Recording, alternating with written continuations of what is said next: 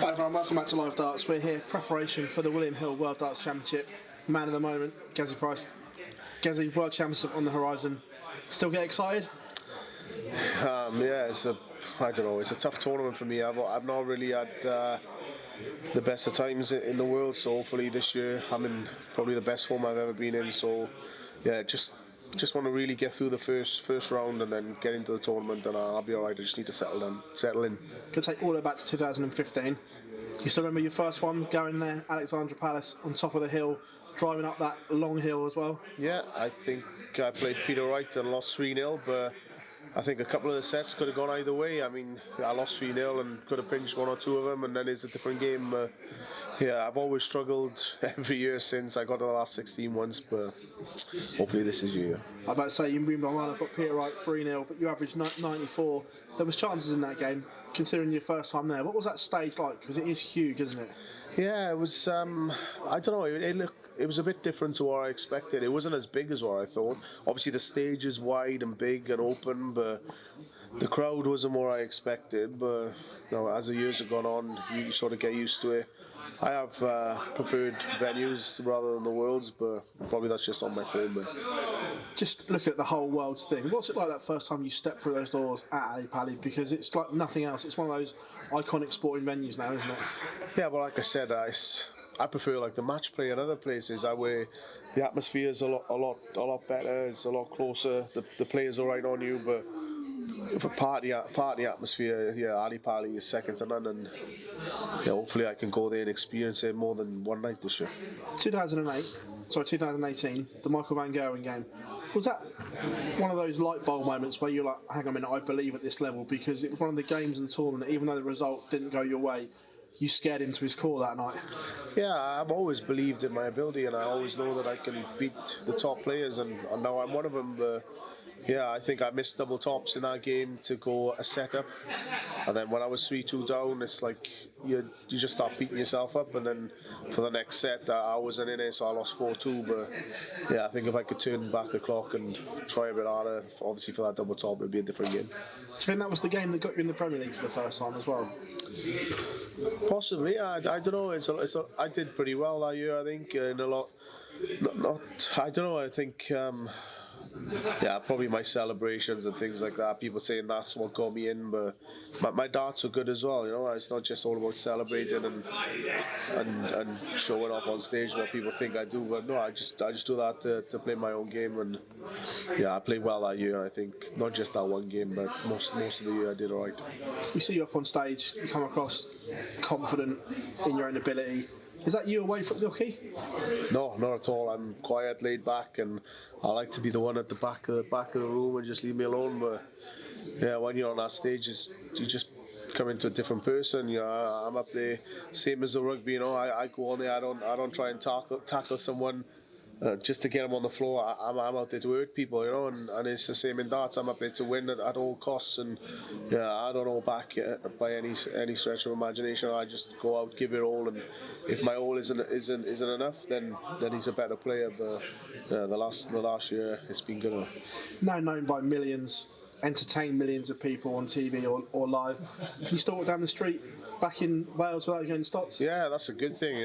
Back in the old village of Markham, I'm just the same person. I go home and I shut my front door and I'm in the house, and whether I go to my local, have a beer, I'm the same person. And it's just sometimes when you're away, pinch yourself, really. It's a bit surreal, but yeah, when I'm home I'm the same person, which is nice. Is that nice that you live in a quiet village in the middle of nowhere, in that respect, that you can just get away from it all if you want?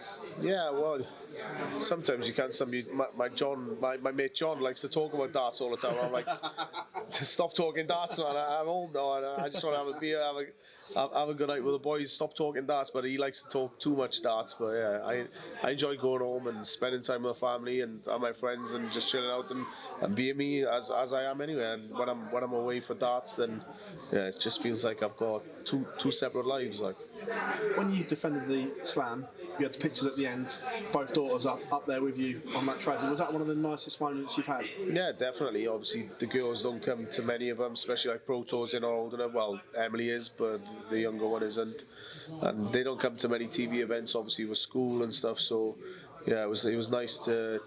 The little one couldn't wait to get on the stage, but Emily, she's quite shy, and yeah, it was nice to have them up there and just to celebrate a decent win as well, because the year before they were there, but it was obviously a lot different than booing, and it's not nice for those. But this year it was a lot nicer and it was a lot sweeter.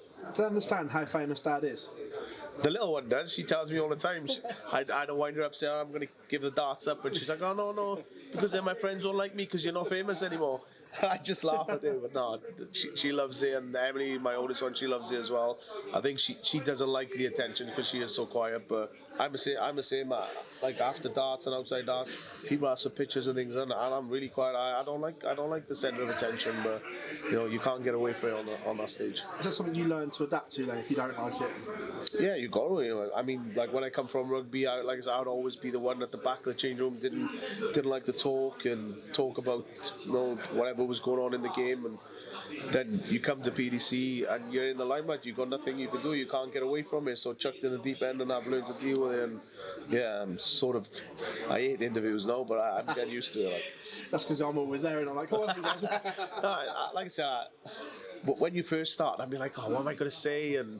But now I just think, oh, whatever comes to mind, I'll say what I say. And sometimes it's not the right thing. You think, oh, I shouldn't have said that, but. Yeah, I don't know. I'm getting used to it. You've made a habit of defending titles this year as well. We'll take you to Risa first of all. That sort of like started the chain reaction. That was a sweet moment. Yeah, I mean, before the tournament, I didn't even know that I was defending it until that week. And I went on the PDC website to have a look, obviously, of the draw and what time I was playing. And I'm like, oh, I'm defending this one. I didn't even know, but I didn't put too much pressure on myself, and I done well. And especially to it, I think. I know that was in Prague, so I didn't mind that. But yeah, just to go back and defend that was a good stepping stone for me. From there, the slam, that must have been special, because I know we spoke there. Have you had time to reflect on what you've actually done to defend a PDC major? Only 7 players have ever done that. Too much. I don't think about it. I mean, every tournament's different, and once one's done, I just move on to the next. I'm not the sort of person to gloat about things and to say, oh yeah, I've done this, done that. I won the Grand Slam last year and didn't get the recognition for it. I won it again this year, and it was a lot better, and the reception was better. And obviously, after winning, it was a few boos, but I think they were a bit sarcastic. I don't know, but yeah, it was nice. But I won that, and then I moved on. I had the Players Championship the week after, so I just had to concentrate on that. Got to the final. Now I've parked that, and yeah, it's a big step now to concentrate and move on to the Worlds. Going into the Gary Anderson game this year, were there some nerves wondering what reception you were going to get because of what happened last year? But it ended up, you got one of the best receptions of the week in that game. Yeah, it's crazy, because 12 months down the line, from boos all the way through the Premier League and every TV event, I don't know. I think all that's just made me into a better player, and I'll come out of the other end of the tunnel. And there's a little bit of light, like the people are starting to turn to me and starting to cheer for me. I don't know. Yeah, it's been tough the last year, but I've got through it, so I'm happy. Speaking of that year, what was the lowest point for you, do you think? I don't know. I don't think I've had any low points. I never put too much pressure on myself. As long as I go up and perform, it doesn't really matter. But I think out in Ireland, that was a little bit tough, and yeah, probably upset me a little bit out there. And yeah, that wasn't nice. But I moved on from there now, and I've got a better player. I say, well, obviously, we know you love an Instagram story. In the morning, do you go, oh, what did I put that out for? No, I mean, that's the way I felt at the time, and I wanted people to know how I felt, and possibly from that day that things have got a little bit better anyway. So maybe what I did probably helped that a little bit as well.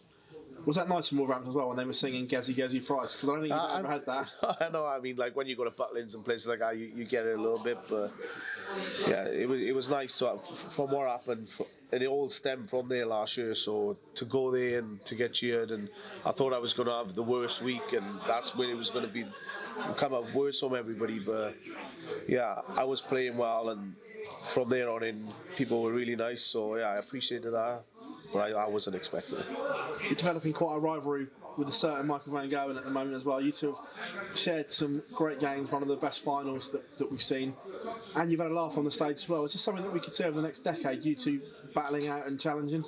I hope I'm in all the finals, yeah. But I don't know. Michael's always there. He's number one in the world. I don't think anybody will ever be better than him. But I think he can be knocked off number one. But there's not going to be a better player than him. But he's there to be shot at, and hopefully I can be there to contend for that number one spot. But I think it'll take a couple of years to do that, even if I do it or anybody else. But yeah, he's a phenomenal player and by far the best player in the world. But yeah, I'm going to give him a good challenge.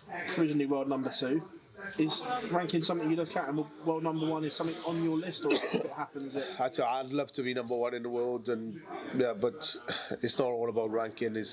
I'd like to just stay in the top 4, top 8 if possible, because that's tough enough as it is. But if I could ever get to number 1 and just say that I've got there and hopefully win a world title, yeah, if I just win one and get to number 1 for one day, I'll be happy. Again, opening doors in that top 4, Premier League again next year. Is that something that you can now embrace? And it's something that it's tough, obviously, because you're on the road constantly. But eternal glory is the Premier League. That's what everyone looks at, isn't it, as well? Yeah, but I played in it the first year, I think 2 years ago, and I didn't enjoy it at all. I didn't know what to expect, and it was weak. It was like too much time away. Then going to Pro Tours, and I didn't want to be there, and I was losing in ranking tournaments, and I was like, I don't want to play in this again. And then I did it and then I got myself back in the year after, and I was like, do I want to play? And I thought, I'll just give it another crack, and I enjoyed that. Obviously, I was winning games as well, which helps. But yeah, and then I think I could have made the playoffs as well, which was.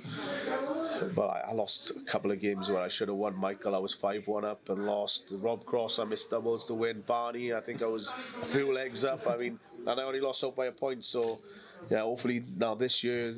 And I'm playing a lot better. I think obviously top 4 are automatically in, so I'll automatically be there, I think. So yeah, hopefully I'll have a good run and make the top 4 there. A lot of people say about the Premier League the first time they go there, nothing they've ever experienced. Is there anything that can prepare a dart player for the Premier League, or is it that unique? No, it is.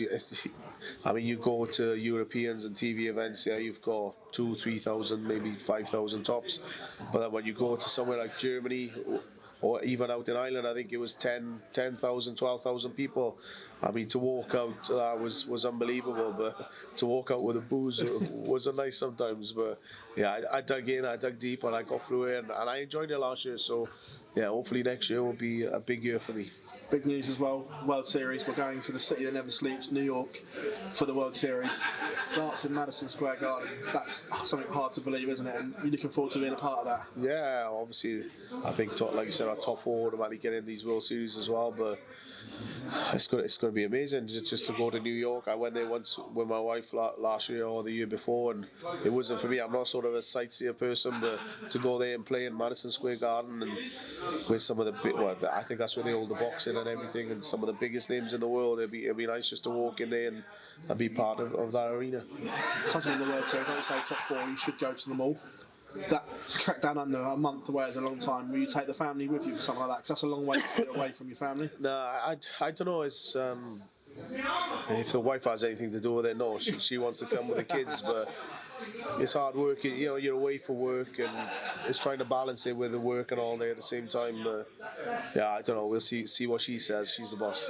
Jessie, it's an absolute pleasure sitting down talking to you. It's nice, relaxed off seeing you, and it's a pleasure, mate. Thank you very much. Thank you. Cheers, mate.